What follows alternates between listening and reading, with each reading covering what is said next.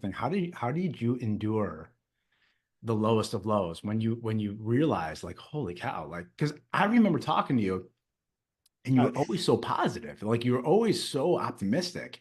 Like well, can how I are tell you? you the happiest? Can I tell you one of the happiest days of my life? This is no joke. This is, yeah, I don't want to get emotional, but this makes me almost want to cry. I don't know if it's because, well, here.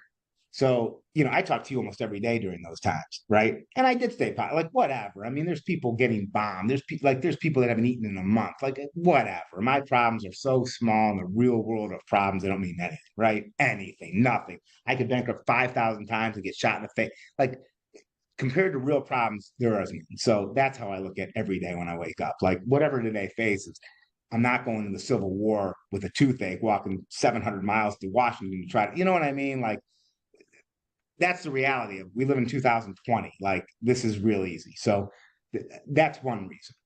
But we talked a lot during some, and the tough times. I mean, brutal. So I would have payroll on Wednesday. Bank had to have the money by 3 o'clock or whatever. And I'd wake up Monday morning, it'd be like $5,100 in my bank account. And payroll would be like 687. And I'd be like, oh my God. And I still have papers, which is great. Every single person I know and how much I thought I could borrow, Wait, which I 600, was 600,000.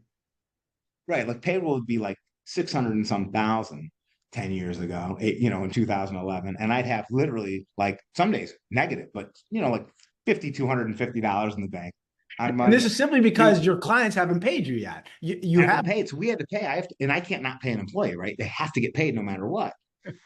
So, yeah, I mean, you know my situation. I mean, I borrowed and the banks wouldn't help me at the time. So I had a bank loan for years. I cut the bank loan because I didn't want to pay the fees because I had all that money coming in, right? I don't need those banks. I got tons of cash. And then when I needed money, the banks were like, see ya, you're in the labor business, man. Last thing I want is construction labor. So we had no help from anybody. So I went to you. I went to everyone I knew and friends without even asking for a financial, never even asking for anything, loan me money and didn't just pay me back as soon as you can. And man, I'll tell you, how did I deal with it? Sleepless nights, a lot of them. But what made it great was I read a lot of quotes, and it's funny because when I knew I was going to talk to you, I was reading through some yesterday. What makes quotes great is someone else went through the same thing you did, probably worse, right? But like one I read that I loved, it said, being an entrepreneur is like building a parachute on the way on the way down from the cliff, and it's like somebody else was standing right here just with me. They didn't have any money, they didn't have anything.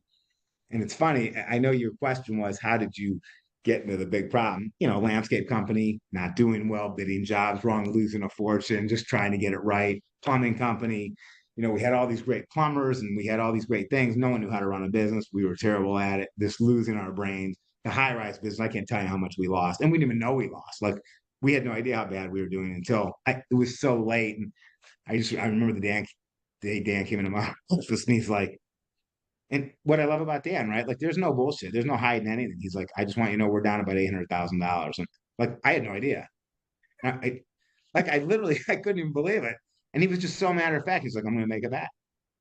And I remember one day I came in the office, I was literally crying, like tears in my eyes, because we didn't have payroll money. Like, this is over. The whole thing's over. And he's like, Hey, man, we can sit here and cry all day. I don't have time to cry. I got to get to work. Like, and I just remember thinking, like, man, this is the guy I want to be in the bunker with, right? Like, I'm sitting here crying like a baby, man. This kid's 29 years old. And maybe it was more on me because, like, my whole reputation, my whole thing's on this thing, whatever. But he took it as seriously as I did. We don't got time to cry, man. Let's get to work, and it Unbelievable. was those days that I just remember, like, man, this is going to be fun to build this thing. And we used to say it all the time, man, I go to the bank like we literally built a train track from Maine to California. I smashed through fucking mountains. I knocked down 1,000 fucking trees. I wrestled alligators. I beat down a fucking bear. I laid the whole fucking track.